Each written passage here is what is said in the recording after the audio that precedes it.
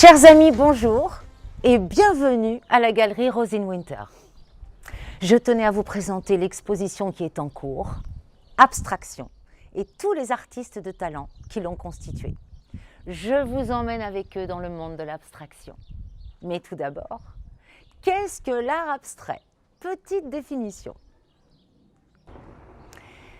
L'art abstrait peut se passer de modèle et s'affranchit de la fidélité à la réalité visuelle et ainsi des créations plastiques mimétiques. Vous comprenez? Kandinsky s'est présenté comme le fondateur de la peinture abstraite.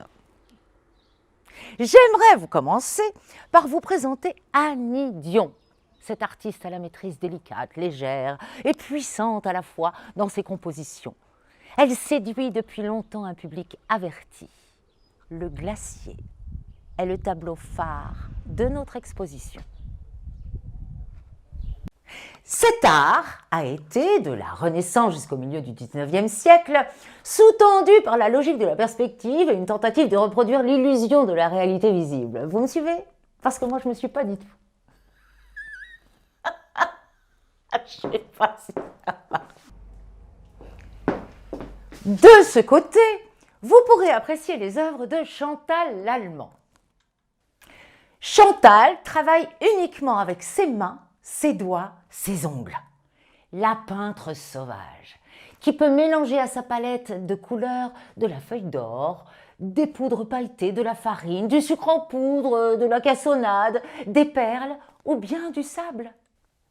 L'écart entre art et réalité, thème classique de la représentativité artistique, a traversé le miroir de l'exactitude visuelle. Ces toiles d'Aurore Torca sont un voyage imaginaire qu'elle concrétise par une technique mixte, acrylique, huile et peinture métallique.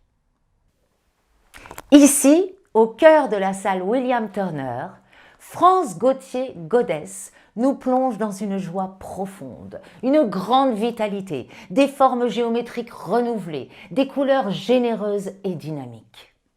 Ne pourrait-on dire que l'idée de sublimation de la réalité disparaît au profit d'une abstraction extérieure à sa représentation tangible? L'art ne vise plus la vraisemblance la plus grande, le réalisme le plus exact, car il peut être supplanté, résumé, au moins théoriquement, par les nouvelles formes de représentation automatisées. Qu'en pensez-vous? Tenez, voici Frédéric Chabin-Rivière, avec sa grande liberté d'expression qui allie diverses matières qu'elle sculpte au couteau pour y apposer ensuite acrylique, résine, feuilles d'or, minéraux et nids d'abeilles. Ah, ces artistes, ils sont prêts à tout, même l'acte physique. Si. Laurent Bureau, par exemple. Il affirme que son attitude artistique privilégie l'acte physique de peindre, que sa peinture est un moment d'existence irréfléchi et pulsionnel. Mais où va-t-on?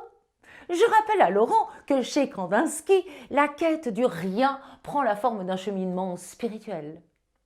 Et que l'idée hegelienne est bien présente dans son œuvre puisqu'elle participe au progrès de l'esprit en exprimant notamment une volonté de transcendance.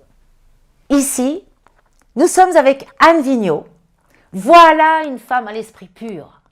Elle fait un travail remarquable sur la lumière, les atmosphères, les jeux d'ombre, les reflets et les couleurs.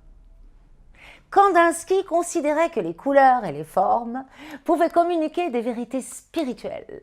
Il voyait même une similitude entre la musique et la peinture. Arrêtons-nous sur Martín Cabanero et ses envolées lyriques. Big Bang végétal et ruissellement sont ses dernières œuvres, exécutées au couteau. Elle m'évoque un très beau texte, toujours de Kandinsky.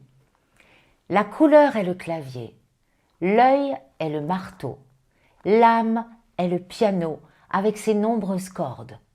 L'artiste est la main qui fait résolument vibrer l'âme au moyen de telle ou telle touche.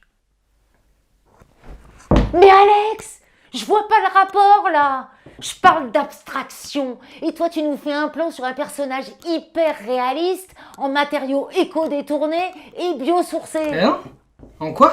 En papier, journal, sable, paille et carton. Et votre coupe en carton alors? Quoi? J'ai la même coupe que lui. Bon, passons à Didier Carton. Didier Carton, c'est un sculpteur académique qui a décidé de donner vie à des objets qui encombrent notre quotidien pour leur rendre un second souffle. C'est formidable, mais c'est pas abstrait. J'ai jamais dit Didier Carton, c'est Didier Maury. Christina Viera Wolf et ses mouvements colorés, rotation tendrement lumineuse, spirale, danse cosmique, pulsation. La réalité au rythme d'un chant jubilatoire, car le moteur de ce mouvement est le souffle ailé d'Eros et un désir qui va au-delà. Titre : Je me cache dans le jardin de jasmin entre tes seins. Bah, le titre, c'est pas rien, hein. Alex, chut. Voici Fe2O3 de François Sforza.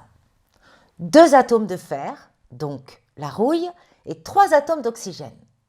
C'est aussi la composition chimique de la planète Mars. François travaille sur l'oxydation.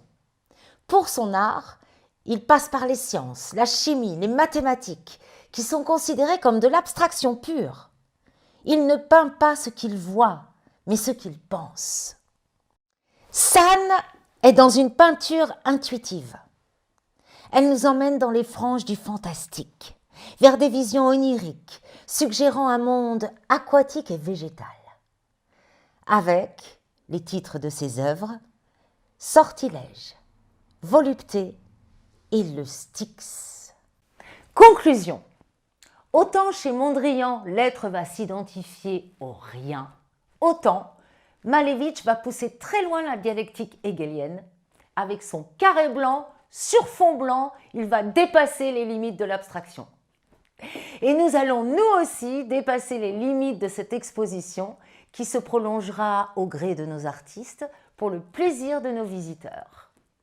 Abstractionnement vôtre ou tout simplement à bientôt.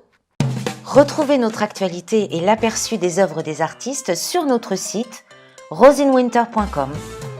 Restez connectés à nos réseaux sociaux et à bientôt!